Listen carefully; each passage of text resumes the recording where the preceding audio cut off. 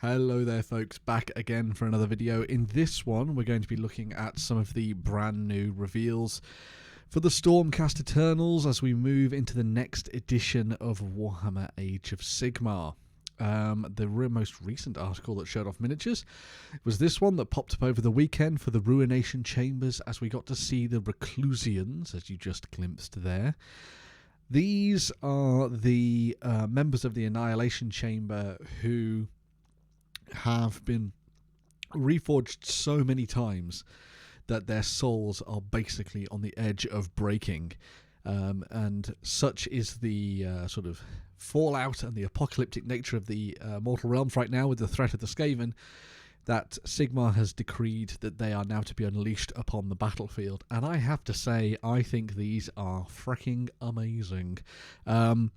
I've always really liked the Stormcast Eternals anyway, and that love has grown a little bit more as I've learned a little bit more about their lore and delved into some of their characters, like Neve Blacktalon and the like, Ian Vandus Hammerhand and all the rest of them as well, Garviel, Shoreheart and all the rest of them, or Steelheart, I think that's the name anyway. But yes, all those characters and stuff have been really, really fun to see come to life, and it's been really nice exploring the range and seeing kind of how they have been adapted by storylines and additional expansions and all sorts of different things.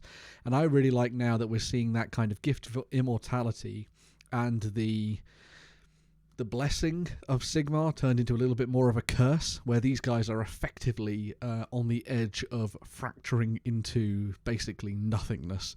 It'll be fascinating to see what happens when the Stormcast Eternals go that next step, because if these guys are right on the precipice, what happens after that point? Do they effectively go berserk and start killing everything in sight? Do they just turn into living lightning? I guess we'll find out potentially in the upcoming narrative for Warhammer Age of Sigmar, and what else Sigmar might have lied about, I suppose, as well. But I think in the meantime, these Reclusians are looking very, very cool indeed. I did note something which was quite interesting when I saw these, and it's only taken a couple of days to kind of get my head around it, but I love the design of them, and it's very, very reminiscent of the earlier Blanche artwork that was done during the concept stage for Warhammer Age of Sigmar. I think you can see a lot of sort of familiar ideas translated into the new miniatures, and it's clear that they've kind of maybe gone back to that kind of older artwork and some of the concept designs in order to give us something a little bit more grim dark. One of the things that a lot of people have always said about Warhammer Age of Sigmar is that the game doesn't necessarily hit that same note that Warhammer Fantasy did back in the day, and there's no reason why it necessarily has to. I think Warhammer Fantasy is its own thing. It's grim dark. The mortal realms are meant to be a slightly more bright and fantastical and sort of otherworldly, and so with that in mind, you tend to find bigger, sort of stranger fantasy creations that aren't quite in line with that kind of dirt and grind that you get from Warhammer Fantasy battles. In saying that, I do like that Games Workshop are going back to sort of exploring a little bit more of that sort of grim dark feel to the miniatures, to kind of hark back to what Warhammer was. And you can see that in a lot of what we've seen for the Cities of Sigmar over the last little while. We've seen it in a lot of the Warhammer Underworlds warbands and the Warcry warbands, and I think you're starting to see that more in the Stormcast Eternals now here as well, with these particular miniatures, the Reclusians, who I think have got a very sort of Space Marine chaplain feel to them, and I'm sure we're going to see a lot of different conversions and all sorts of different things for these over the next year or so, when these pop up and can start to get used for Stormcast Eternal warbands and also Space Marine chapters as well. You can see a couple more of the miniatures here in this gallery. So you've got what looks to be a male Stormcast Eternal there with twin axes, which is looking very nice. Those sort of runic blades attached, which is very cool. You've got this one here, which is a mirror of the one we saw earlier. So you've got another male one there, it looks like. Very, very cool. And then a female variant of that miniature as well, which I think is quite nice. So good to see a little bit of difference in the set. Some different helmet options, as you can see, which is very nice to see as well. This one seems to kind of remind me of the character that we saw in the trailers, perhaps. That could be her, maybe. Maybe she's more of a character that we're going to see pop up. There was that one that was mounted, which would be quite interesting. But yes, some very, very nice miniatures in this one. It looks like it's going to be a set of 3, so probably a very elite unit on the battlefield. You'll also notice that these Stormcast come into battle with the Memorians, who are these mortal fellows that stand next to them. So the role of the Memorian is that they are there to kind of ground the Stormcast Eternal and kind of preserve a little bit of their mortal souls on the battlefield before they go too far and they, go off the deep end or whatever, like Vander's Hammerhand is probably going to. So these are linked to the Stormcast Eternals in some way, perhaps familiarly, I suppose would be the right way of saying it. So they might be ancestors and the like as well that have been sort of brought forth to help them with a link to the mortal realms. Maybe they're just sort of others that have learned about their lives and been sort of stewards with them throughout the course of history in the mortal realms. But either way, very, very nice stuff indeed, as you can see. Again, very 40k vibes, but also some interesting vibes there that sort of hark back again to the spiky concepts that we saw from John Blanche's early artwork for the Stormcast Eternals, moving into that initial edition way back when. But yes, very cool stuff there for the Reclusians and the Memorians, making up a new elite unit for Warhammer Age of Sigmar. Very cool indeed. I'm very excited for that big new launch box that's going to be coming, and the starter sets and everything that's going to be coming alongside it.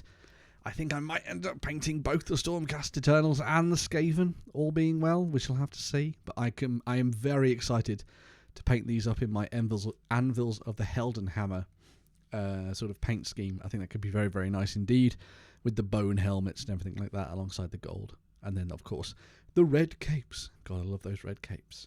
I did also want to touch on a few extra bits and pieces that have popped up in the news for Warhammer Age of Sigmar on the new edition. So, pardon me, we also got to look at battle traits and battle formations and how they shape your armies in the new edition of Warhammer Age of Sigmar. So, we got to learn a little bit more about these and sort of how they fit into the various factions and stuff like that. So one of the big ones was the way that armies are sort of built. So when they sort of land, we're going to see, I think it's 4 different sort of styles of army on the tabletop when you dive into the game, and they're each going to have access to their own selection of abilities, as you can see here. So the Finest Hour is one of the abilities that used to be available to everybody, but this is now only going to be available to Stormcast Eternals. It can be used once per turn in your hero phase. We've also got the ability for the Stormcast Eternals to deploy up in the Celestial Realm, so effectively to deep strike down onto the tabletop, which is something they could do again. This one's been done so you have to try and mix and match it with what's already on the table, so you can't just have like 2 models on the table and everything else up in Azir waiting to come onto the table to smash your enemies to pieces. So you do have a nice little bit of a balance there, which I think is quite nice. There's also the ability to reset up a unit on the tabletop, although I feel this has been sort of slightly diminished now, comparably. So, as you can see, big, friendly, non-unique Stormcast Eternals infantry or cavalry unit that started the battle with 2 or more models that has been destroyed to be the target. Effect, set up a replacement unit with half the number of models from that target unit, rounding up, more than 9 inches from all enemy units. So, whereas before you were able to bring down a another whole unit of Liberators or something like that, in this case you can bring back maybe 3 of those models out of the 5. And obviously, depending on what you're bringing to the tabletop, that could also be some very elite units, depending on which way you wanted to go. So yes, some interesting stuff there, which I think is quite cool. And should hopefully tie into some interesting tactical decision makings that you make on the tabletop. As I was saying though, there are different ways for you to build your armies in Warhammer Age of Sigmar. Normally that is tied to a thematic colour scheme or a particular theme for the army. So for example, with the Stormcast Eternals, that might have been a particular set of rules that work for the Hammers of Sigmar, some that work for the Anvils of the Heldenhammer, some that work for Hallowed Knights and all sorts of different things like that. In this case, we've got 4 that are going to be released alongside the launch of the new edition of the game and the Stormcast Eternals. And we saw 2 of them here. So there's the Thunderhead Host. So this one is a mix of both warrior chamber units and then other units from different elements of your army. So it's a good way for you to sort of mix and match things together, which I think is quite nice. And gives you benefits to creating a flowing army, a thematic army that's made up of all sorts of different elements that are kind of tied to fighting on the battlefield. So maybe you might have a whole bunch of stuff from the Vanguard Chamber working alongside the warrior chamber in order to make the effects work, which I think is quite nice. There was also this one, which was called the Lightning Echelon, and this was designed as a very, very dragon-centric one. So if you're looking to sort of blast your opponents to pieces on the ground, then this is the one you want to go for. The Extremist Chamber, the Extremist Chamber, whichever way you want to go. And yes, lots of interesting stuff there for dragon-based players. I would hope that the other two are going to be similarly interesting. I would think we're going to see one that is designed around mixing and matching the alliances between Cities of Sigmar and the Stormcast Eternals. So having something where you could have, as I say, maybe 3 or 4 units of Stormcast Eternals, and then for every 3 or 4, you then got the Cities units alongside them. A little bit like how it works already within the Stormcast Eternals rulebook for 3rd edition. I think that would be quite cool. We shall have to wait and see. I hope there's something there that will be good for my Anvils or the Heldenhammer. I probably going to end up going for the one where it's mirrored against the Alliance for the Cities of Sigmar, because I want to try and do a Cities of Sigmar army based on Lethis, which is the one in Shaiish, alongside the Anvils of the Heldenhammer, as I mentioned earlier. So I think that would be quite cool to see on the tabletop. But yes, some interesting stuff there that is very thematic and interesting for the various armies, and in this case the Stormcast Eternals. I'm sure we'll see more in the near future. I would guess that Skaven are going to be next up when it comes to previews on this front. We also, finally, got a look at reactions and how they work in Age of Sigmar on the new edition. So command points. You only get 4 command points at the start of the battle round, which have to be spent over the course of the entire round, which I think is quite interesting. There are 10 commands you can issue, and that obviously means that you're going to have to pick and choose exactly what you take. There are some benefits and some drawbacks depending on the kind of army that you've built. So you gain 4 at the start of the battle round. The underdog then gains 1 additional command point, and that is the player who is behind on victory points. The other thing that you'll get is that if you have a good army composition, so you've got one which has less auxiliary units than your opponent, you will also get yourself an additional command point, which I think is very, very cool indeed. And since they've said that there are going to be no command point generating abilities in the game, it sounds as if you're going to have to make some interesting choices when it comes to how commands work on the battlefield. I also really like the underdog mechanic. It's a good kind of like elastic band catch-up mechanic almost for the game to kind of like bring into the mix, and hopefully that has an effect on that kind of continual fighting back and forth, and no one feels like they're completely out of the game by turn 3 or something like that, which I think would be quite cool. However, so now we've seen how command points are gained, there are also some lovely reactions for you to dive into and play around with. So all of these, for the most part, a lot of these will happen basically depending on the action you've just taken. So in the case of all-out attack, you've declared an attack ability. Then you get to use this ability once you've paid for it with your command points, and then that is decided in priority order. So if you have the turn, then yours goes off before your opponent's. So in this case, you would go into a fight and you would say, I'm going to use all-out attack. Then your opponent would say, I'm going to use all-out defense. Then it doesn't necessarily matter in this case because obviously they both happen at the same time, but you would then just make sure that both of these units have this applied to them on the tabletop, which I think is quite cool. You've also got one for at the double and forward to victory, so you've got one for using their run ability, so you just get 6 inches, which is great, and then forward to victory. Now the interesting thing with forward to victory, this as a reaction has to be used before you do the charge. So you set up, according to what I've read online anyway. So you say, I'm going to charge with this unit here. I'm going to spend a command point to use forward to victory, so I can re-roll my charge roll if I fail it. The thing that's interesting in Age of Sigmar is that currently you don't pick a target for your charge. You just say that this unit is going to move. This unit is going to charge this turn. When you declare that, then depending on the distance you've rolled, you can decide which enemy you're going to charge into. So this means that you may like, right, I do know that I've got a unit here that's 7 inches away. That's the average of 2d6 when you're making a charge. So that's one I'm probably going to go for, but I'm going to use Forward to Victory so that I can re-roll that if I think, oh, you know what, maybe I'll go for that unit that's 10 inches away just over to the right of me or something like that. So yes, it gives you some different options, and obviously means that you have to kind of like throw your hat in the ring and hope everything works, which is interesting. I just like that there's no re-rolls immediately after something has happened, so you can't change that immediately. I guess this kind of does the same thing, but it's slightly different and in the way that it's used. You might have a wasted Forward to Victory effectively on the tabletop. There are also some new commands. So Rally has been changed. Now Rally, you effectively make 6 Rally rolls on a d6. For every 4+, you receive a Rally point, and this can then be spent in different ways. So you can spend this to heal a model just up, effectively. So if you've taken 2 wounds on your general, use 2 of those points to heal those 2 wounds back. Or you can also use it to return models to the tabletop. So it's much better, actually, I would say, than it was previously. You're just relying on the 4+s to get the rally points, which will be quite interesting. And if you don't use them, they're spent. So a nice one there.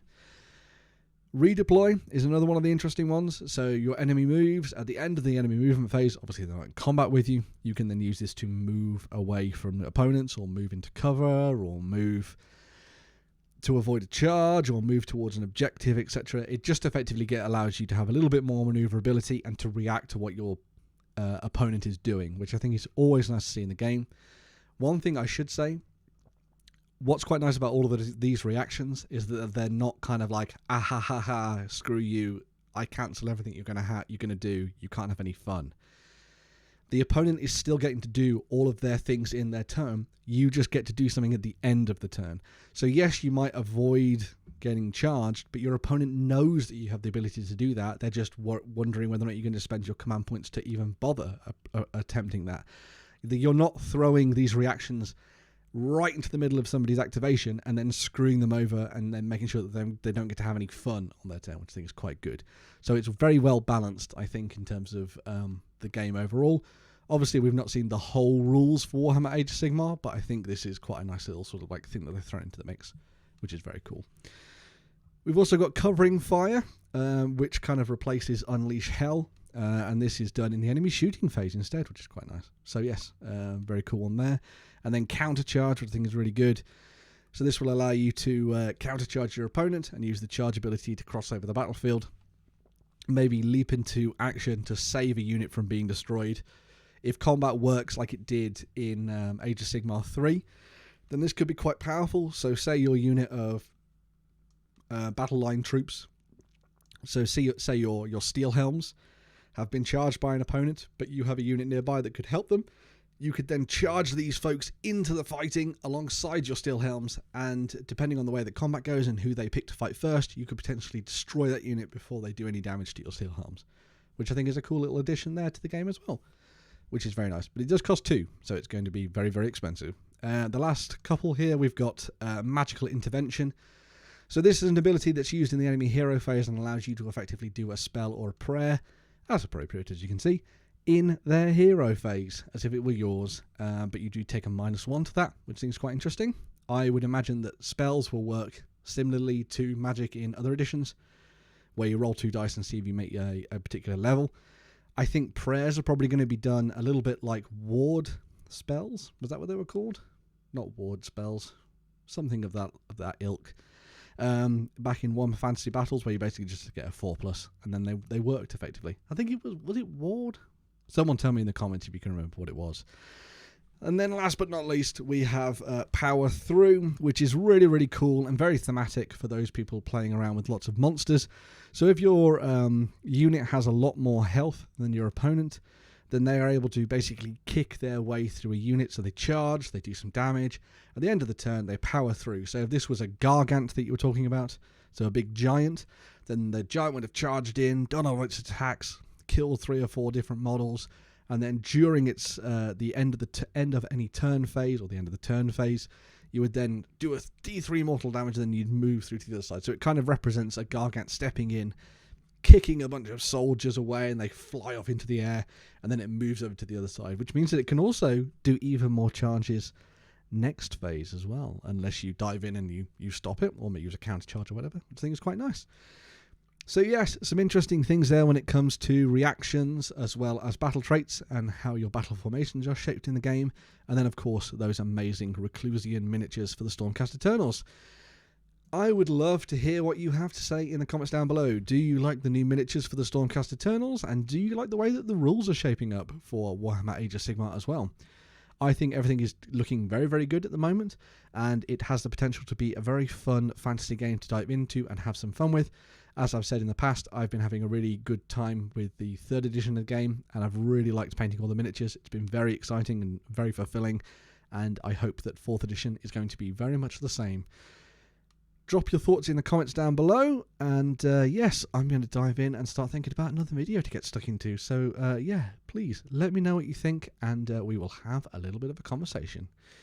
Bye for now.